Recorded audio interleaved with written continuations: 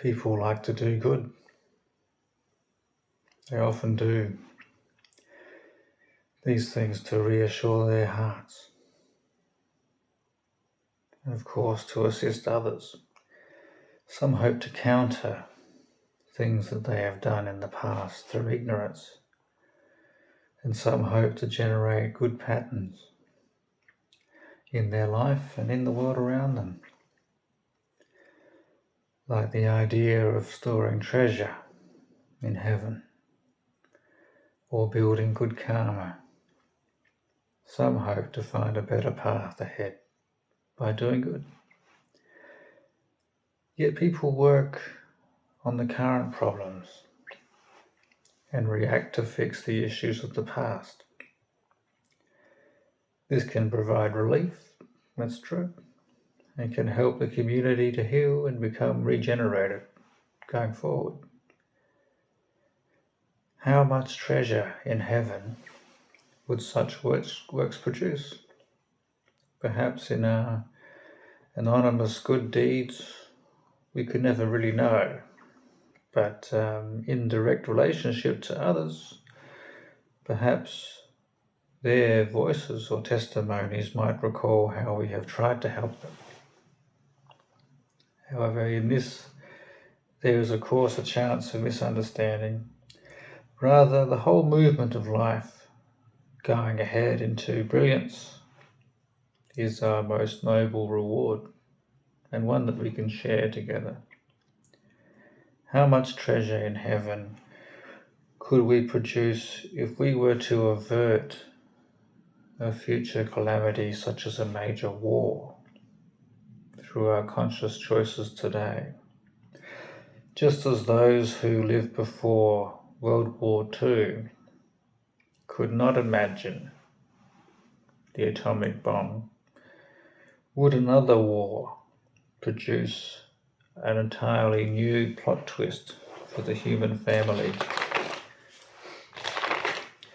In preventing another war, we might save millions of lives. In averting war, the ecosystems can avoid destructions, and many beings might live without the consequent suffering. Yet it might go even further than that if we could avert a future war, just as the true damage of the nuclear weapons perhaps are only being apparent now. A different technology or power that we don't yet imagine could cause a risk to us that at the moment we don't know, we can't imagine. In the systems of creation, in the very laws of physics, in the concepts of dimension and mathematics, we currently feel very secure. And even heaven, if the earth is truly damaged, might take a different kind of fall than we would like to imagine. Will we have an answer for all of those who have lived in the hope and faith for their day being recognized and the hard work they've done counting for something? In trust, our generation holds the world briefly, it seems. Might we be the heroes of their path by doing this for them? The treasure in heaven, or the good karma that might come in return for good deeds, how much is this we might debate. Yet avoiding a war together is a sure way to promote preserving abundance and walking forward without undue injury or trauma. Our generation sends a message of intent by doing so and opens the door to probability by investing in a world without war. But in the same way, we send a different message of intent and open different probabilities by investing, as we are here in Australia, in nuclear submarines. Let me say, anecdotally, almost all Australians I speak to would love to redirect those funds into helping people live well and ensuring peace for the next generation of Australians and all people in the world. Let me say it very clearly. Those politicians that make these choices so visibly and publicly on our behalf, they betray us by going along despite the wishes of most Australians. They're selling out those people who might struggle with those things in the future just because we're sending that intent out into the field of probability.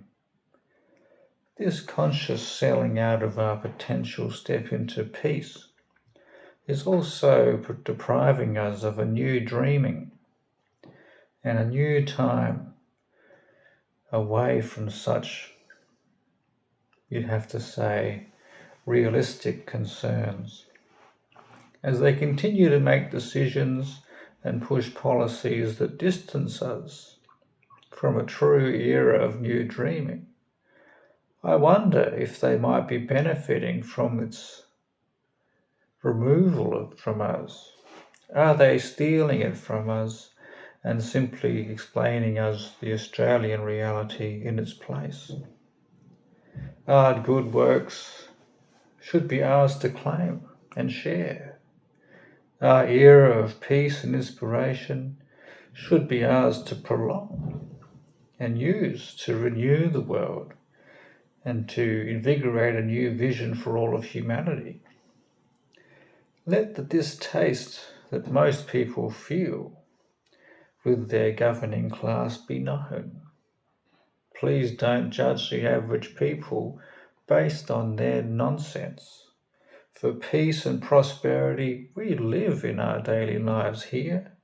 For a new and better day, we dream, even if it's privately, for lack of enthusiasm under the heavy weight of their nonsense. A gift to the future generations it would be to avoid wars, and also to lift the rotten corpse of our corrupt reputation off of them. The mid-heavens, the elite, and the proud egoistic have been exposed in this whole scene. Putrid, corrupt thieves they are, as the information age has been employed, along with an economic listlessness, to frustrate and twist the young people into an easy prey for these corrupt spiritual judges and physical leeches. No, the karma we strive to give them is a treasure in heaven, but hopefully on earth too. A resurrection of the dreaming.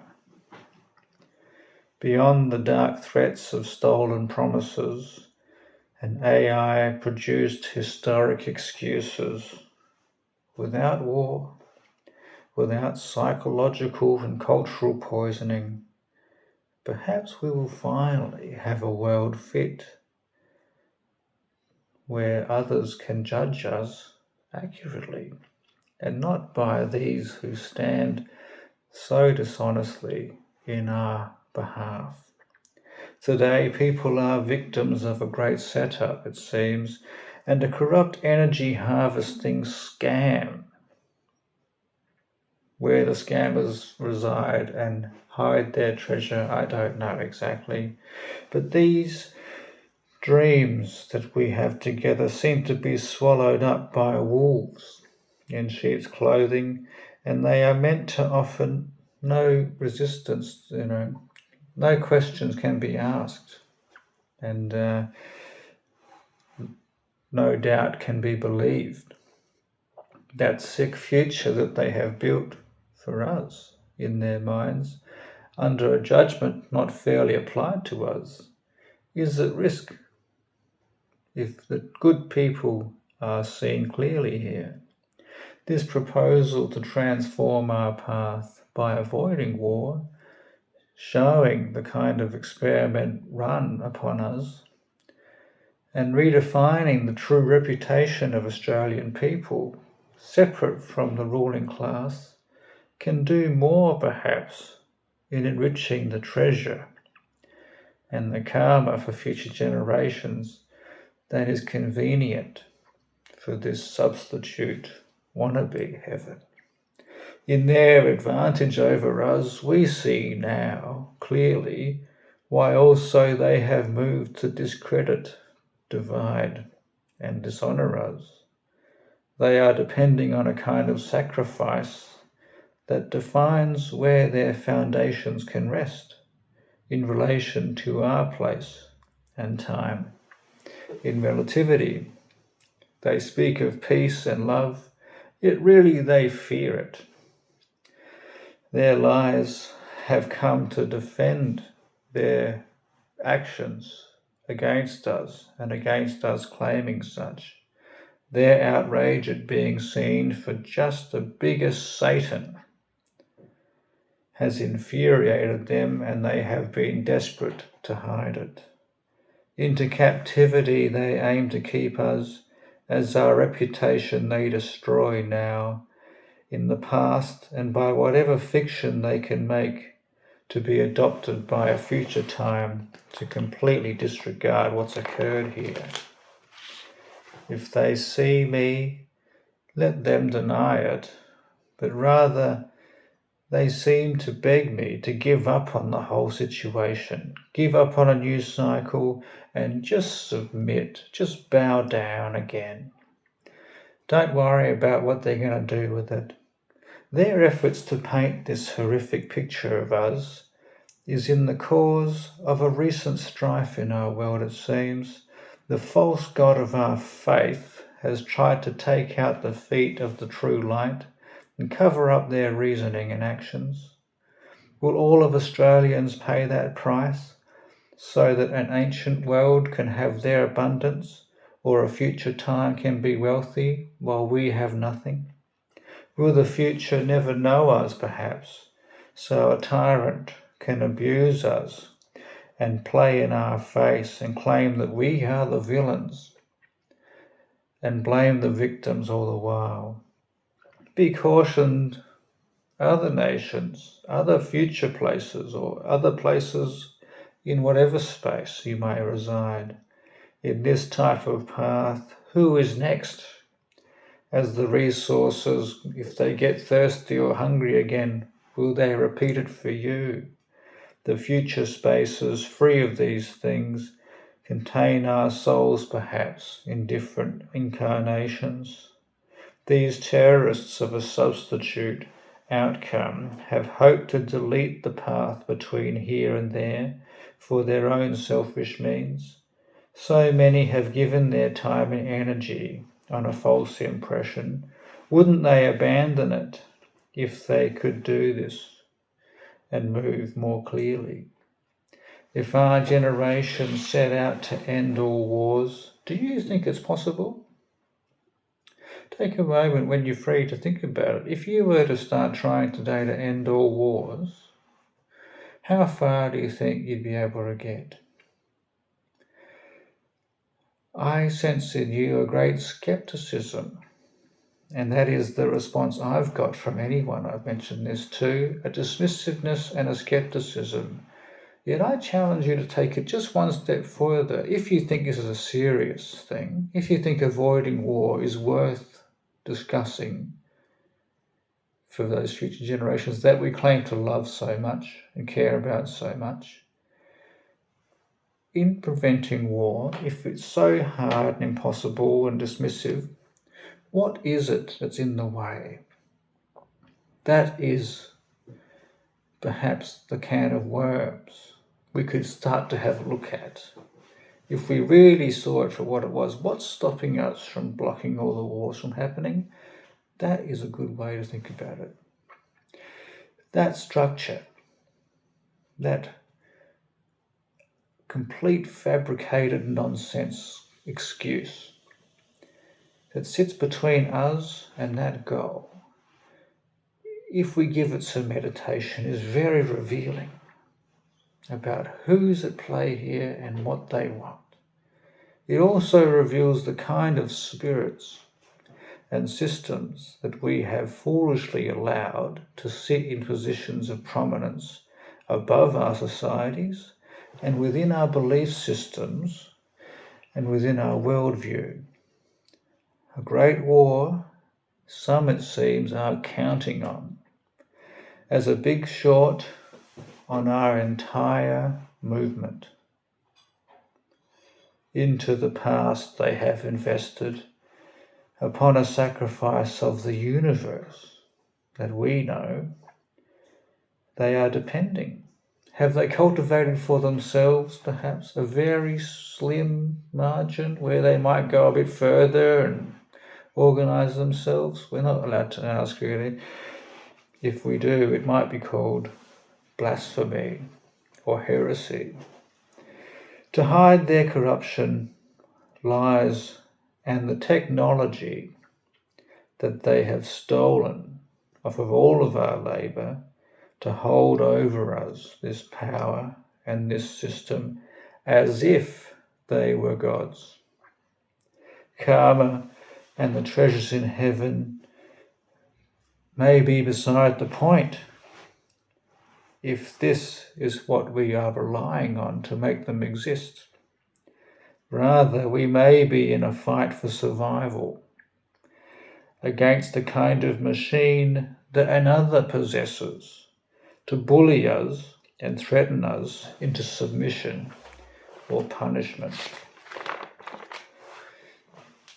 Yes, preventing a war today might be the most significant thing we can do, because it seems to be not as simple as it sounds. It seems that some hope to use this to alter the mathematics of our world and change the very trajectory of our consciousness. Thank you.